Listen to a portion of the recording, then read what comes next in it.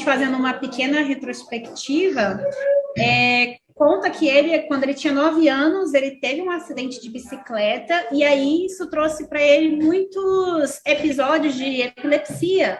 E aí tentaram fazer, ele, quando ele tinha 22 anos, em 1953, tentaram fazer uma cirurgia experimental. Tentaram não, fizeram. E daí eles removeram o hipocampo. E o hipocampo, nós sabemos, né, que ele é responsável pelo armazenamento de memórias novas. E aí, depois dessa cirurgia, acabou, né, as epilepsias e tudo mais, só que teve este momento que ele ficou de forma permanente, né? Com a retirada. Porque, Olê, também, assim, dentro da tua fala, a gente enxerga que a importância do hipocampo na nossa vida, né?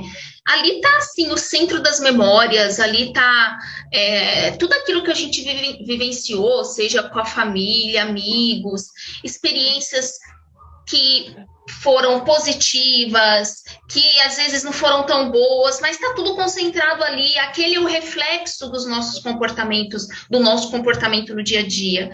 E a gente já saber nesse princípio que o Henry, ele teve isso daí retirado, interrompido, infelizmente, a gente imagina o quão difícil foi a vida dele, né? É verdade, cara.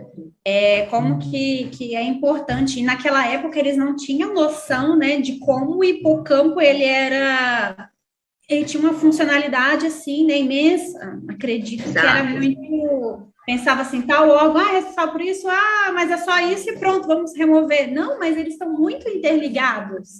E aí, por isso, teve esse grande resultado na vida dele, né? Mas até então eles não tinham esse conhecimento. Então, assim, de uma certa forma, contribuiu para a gente estar tendo noção disso nos dias de hoje, né? Exato. Até porque ali é onde é guardado todas as emoções, os aprendizados que a gente tem, e aí a gente enxerga, né, esse homem que teve essa interrupção aos 27 anos de idade. 27 anos de idade. Ele faleceu, como a gente está retratando aqui na imagem, aos 82 anos, em 2008. Então, a gente enxerga que ele ficou 55 anos vivendo e esquecendo, vivendo e esquecendo. É o retrato daquele filme, a gente até tem, inclusive, né, com a Adam Sandler e a... Como ela chama?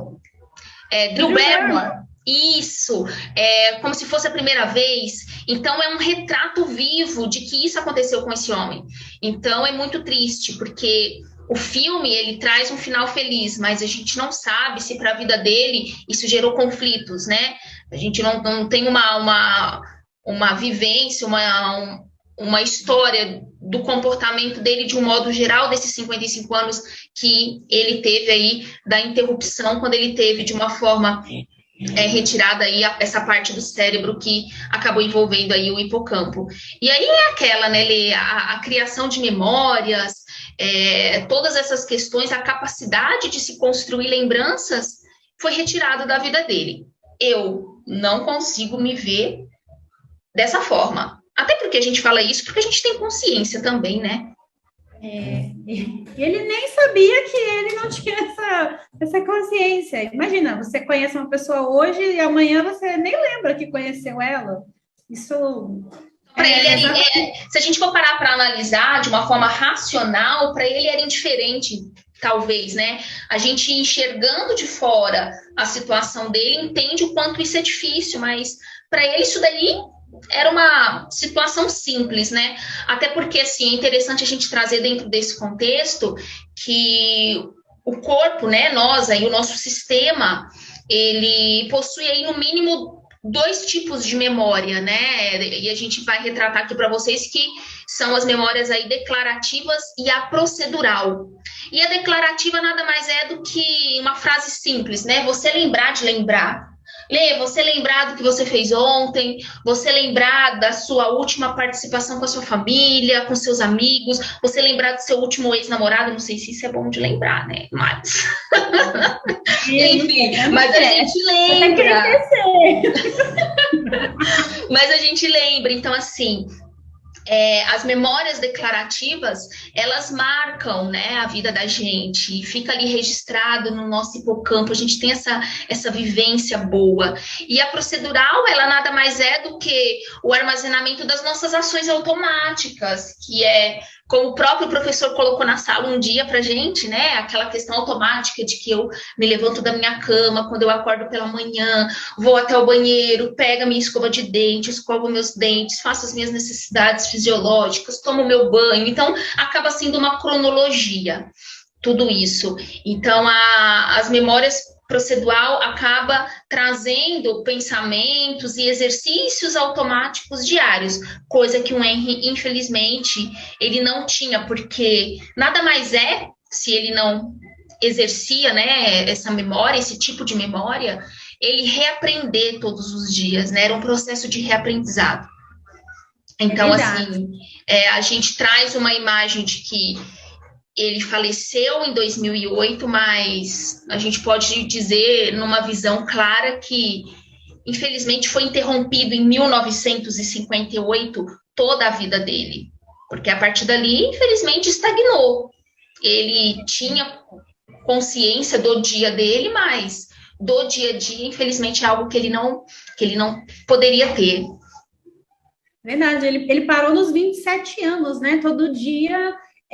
tinha uma doutora que acompanhava ele regularmente, e todo dia ela tinha que se apresentar, porque ele esquecia, né? Mas foi graças a ele que que os médicos, né, eles puderam saber desses tipos de memória, como você falou, né? A declarativa e a procedural, porque a doutora Milner, ela todo dia pegava e fazia ele desenhar o contorno de uma estrela. Na primeira vez, como não era de costume, ele tinha dificuldade. E no outro dia, mesmo que ele fizesse aquele mesmo desenho, mas ele não lembrava, o corpo dele sabia, e aí ele começou a fazer com mais agilidade.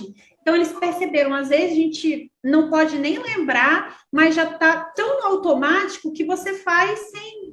Poxa, quando eu acordei, eu pisei com o pé direito, depois com o esquerdo. Não, você faz no automático. Você não usa seu neuro para poder fazer aquela interligação de criar um exercício, né? Para que você possa construir aquele aprendizado e depois aplicar dentro de uma necessidade. Então, acabava tendo esse contorno e essa complexidade nesse processo que ele exercia aí com esses médicos do passado que procuravam entender essa fragilidade a qual ele passava depois dessa cirurgia, né, Lê?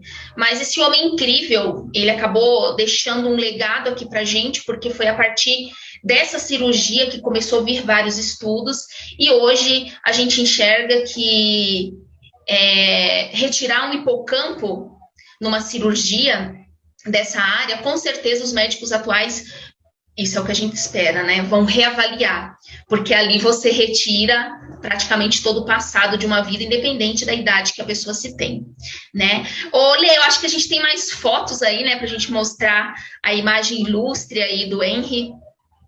Essa aqui é a imagem, né, do hipocampo, né, o cavalo marinho que fala, que lembra, né, e só relembrando, né, temos os dois hemisférios, né, direito e esquerdo, e olha que pintoso, olha. Mais bonito, né? Olha, e ele ficou ainda com coroa enxuta, né? 82, ainda tá. Olha que sorriso fofo, o olhar gentil, né? Muito bonitinho, né? Saber que passou por toda essa situação, mas mesmo assim apresenta aí um sorriso no rosto.